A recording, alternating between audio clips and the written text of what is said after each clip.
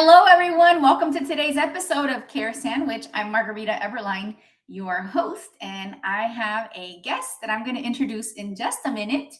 And first, watch this video.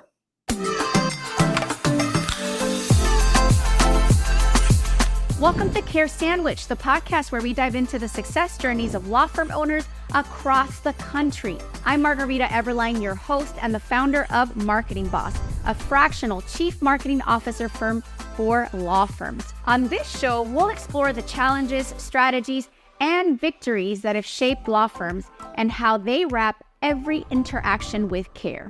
Because we believe that caring isn't just a value, it's a strategy for success. So grab your favorite sandwich, sit back, and let's dig into a conversation filled with insight, inspiration, and of course, a lot of care.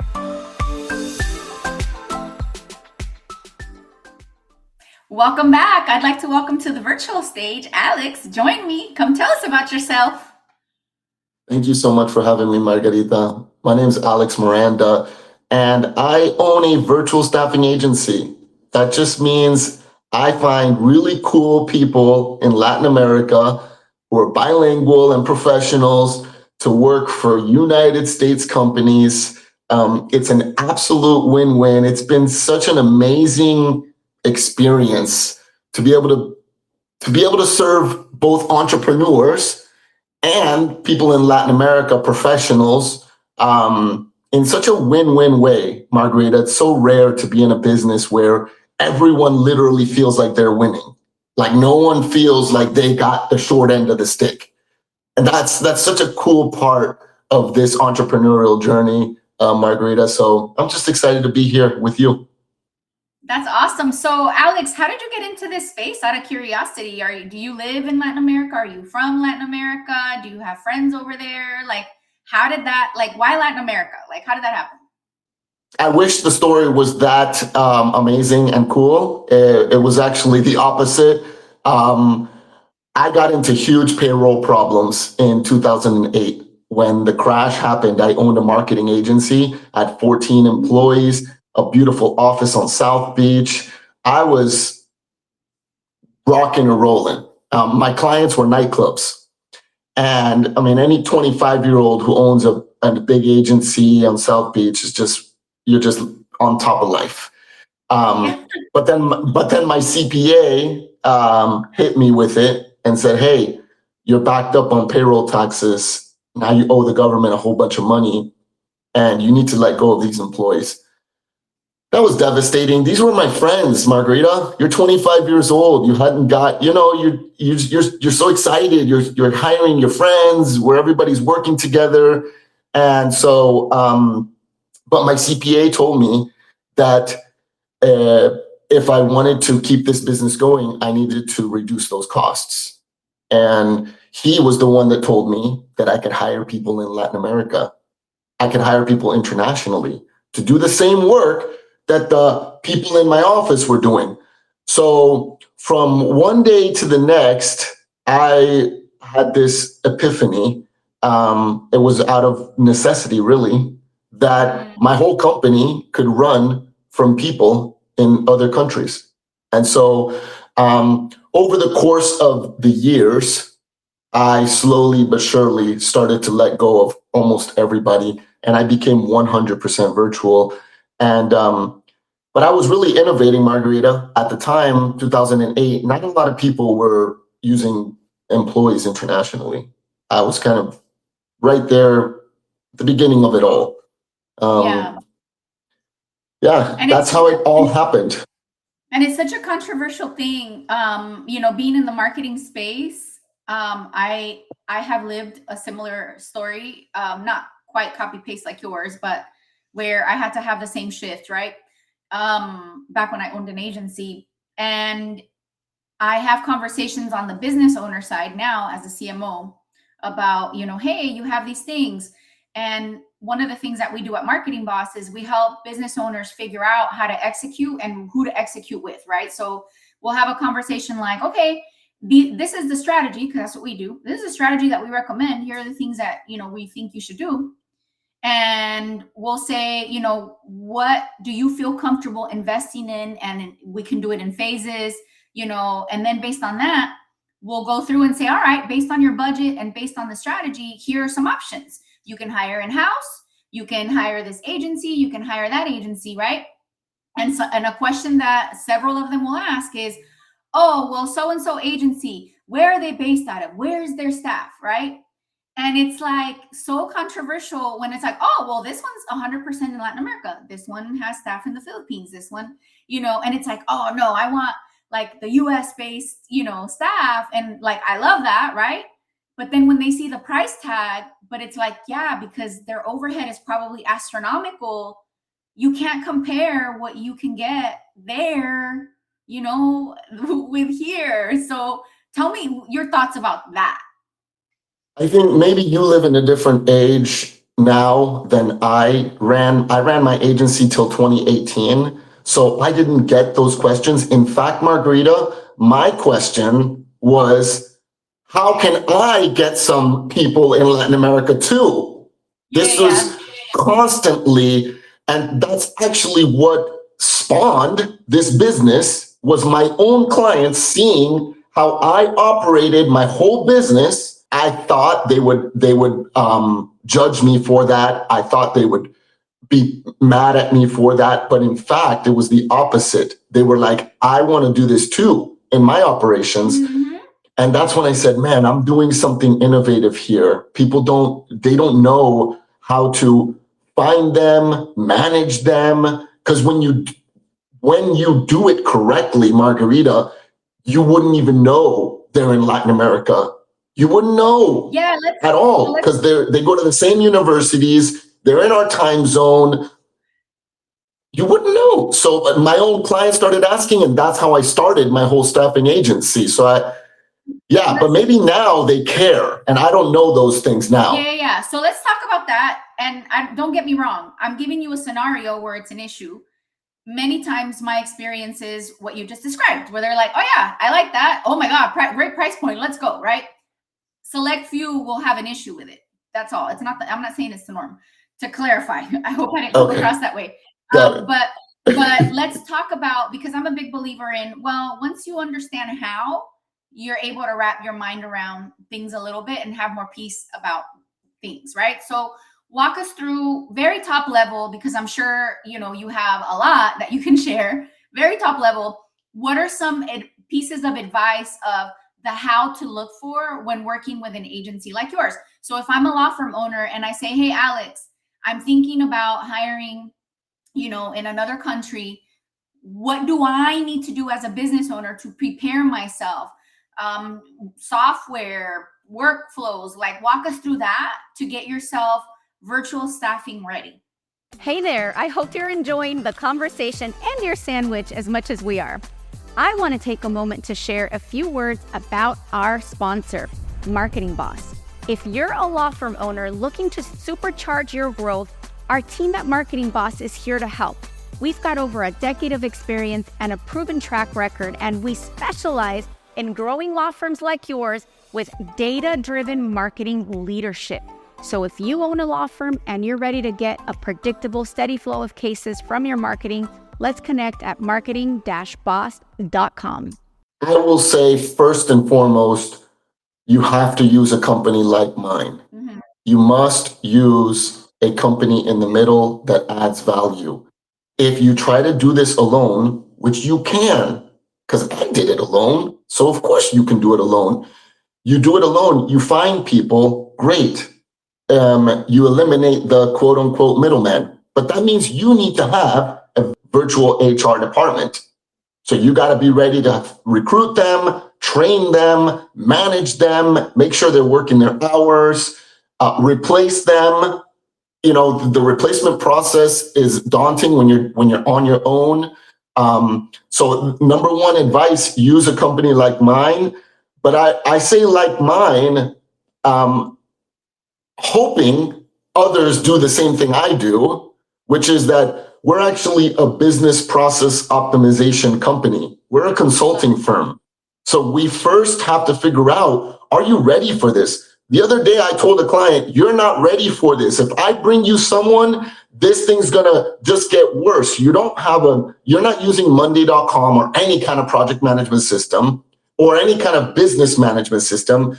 Your CRM is in your Excel spreadsheet. You're not using your existing tools the way they should be doing. So I suggest first we bring you a director of operations that's going to button everything up, start using all your CRMs, start using everything to the T. Then you start building all the admin people below in each department. Wow, that's very comprehensive. And you're right. Like I experienced the same thing where, I mean, I'm very techie, but it was an advantage that I had that all of my stuff is very organized, very on the cloud. Project management is my jam. So it was easy for me. Easy. For us, it's easy. Other people aren't like us. You know that, Margarita. We run into entrepreneurs. Look, as marketing agency owners, you and I are marketing. We're marketing agency owners. So naturally, project management, CRMs, those things are like, you don't have those. You don't really have a marketing agency. Whereas, adding virtual people to that is easy for us. But if entrepreneurs don't use their systems, and you have so many different systems out there. But if you don't have it all together there, you're not ready to hire a virtual team. Instead, you need a director of operations type of person to come get everything together. Usually in your case, the law firm, if they don't have that because the lawyer is also the one who's lawyering. They're not. So the scenario that I see, and I would love your thoughts on this, is law firm might have a very sophisticated operations process for case management, which is great. And then they want to hire virtually for marketing, but they don't have a project management that's designed for marketing. And they're like, oh, what do I need that for? Like, you know, I have a CRM already, like my case software. And I'm like, they're different. That's different. Yeah. No. Yeah. Businesses, every single business, doesn't matter where you're at, what kind of industry, you need a system like a Monday.com or ClickUp. We use Asana. Notion, huge. Notion's not for one industry. If you're not using this in your business, period, I don't care if you're a dog walking business or an ice cream truck owner, you need a project management system if you're going to scale and grow. If you want multiple ice cream trucks and you're going to get up, you need a project management system to make all that happen. And you can hire, here's the hack, Margarita. There's people just still don't know this. There are directors of operations in Latin America who have operated businesses, who have worked in businesses for 10, 20 years in Latin America. Guess what? Business ain't any different down there than it is up here. It's still people, processes. They go to the same universities. We can hire them here for $4,500 a month, a director of operations. Whereas if you try to get a US person to be your director of operations, how much money do they want these days? A director of operations, we're talking over $100,000. You can get it for a lot less. And what does a director of operations do? They're just managing the overall operations, managing EOS, whatever system's being brought into the company. So it's a major hack. Not a lot of people know, Margarita. There's such crazy, amazing, high caliber talent. My CFO is in Venezuela. Come on. Yeah. They're down there. Well, we just got to learn how to use them. And to be fair, many companies that I know of have been burned because they try it. But to your point, right? There's trying the thing, and then there's trying it done with a process in place, with an infrastructure. So all those variables I think matter. But there have been, companies that maybe have tried it and got burned, which is why I absolutely love your advice. If you are listening, watching, and you're like, oh my God, I tried that and it was a disaster, or, it didn't work out, or the staffing, whatever, like, I think the wisdom, and I want to recap it, is make sure that you have the infrastructure to operate virtually, and make sure you at least at minimum have some sort of like project management or some sort of workflow process inside your company so that you can manage. And then I'm sure there are so many other things, and then call Alex and ask him more questions about the how. And I was chuckling when I asked you how, and you're like, call me. Because I like to make social media content, and I just recorded one that says, how to scale your law firm with smart marketing, 10 steps. And then I put, call me and I'll tell you the other 9. So I was laughing. I just recorded that. Anyway, Alex, this has been great. I have one more question for you. And I'm curious about your answer because, wow, like, Latin America, maybe, I don't know. I have my guesses of what you're going to say, but what is your favorite sandwich? I go to a sandwich shop around the corner from my office called Frankie's Deli. They're the #1 sandwich shop in the entire United States. I know it sounds like everyone could claim that, but this one literally on Yelp, #1. They got like the news stations came and there was news trucks parked outside and big, huge deal. I could literally walk there. How blessed am I? But I will get on a Friday, I will get a steak and cheese from them. They hand cut the steak and cheese, the steak, and then I will pair it with a lobster bisque soup. And I'll dip the I know it's weird. I'm dipping the steak and cheese in the lobster bisque soup. I'm drooling just thinking about it right now. I'm sorry. I know. This is my thing. This is my thing. Wow. What a weird question to ask. I love it. I've never been asked this. Well, because Care Sandwich did it. Care Sandwich. So I get it. I love it. Yeah. So guys, if you were listening, or ladies, if you were listening, you're like, I want to get in touch with Alex. Okay, I'm ready to either try this for the first time or try this again, or just explore other options to grow my business. There's his website. It's how do you pronounce that? Virtrify. Virtrify. Yep. Virtrify. Okay, cool. I like it. It's a little sticky. A word I invented. I just boom created it. Like Google. Yeah. So I invented Marketees, but then I found out it was already on the internet. But I invented it. I was there when I invented it. It didn't exist. Like Marketees, meaning using marketing jargon. And then I invented I love it. I invented the phrase marketing PTSD, which is what a condition that happens to business owners when they have bad experiences with their marketing and aren't able to trust again. They have marketing PTSD. I love it. I love it. Anyway. I love it. Virtrify is a verb. To virtrify your company is to build a virtual team to support existing operations. That's in the Webster Dictionary in 2030. I love it. So we use it in a sentence. It is time to virtrify your company. Is that a correct use? Yes.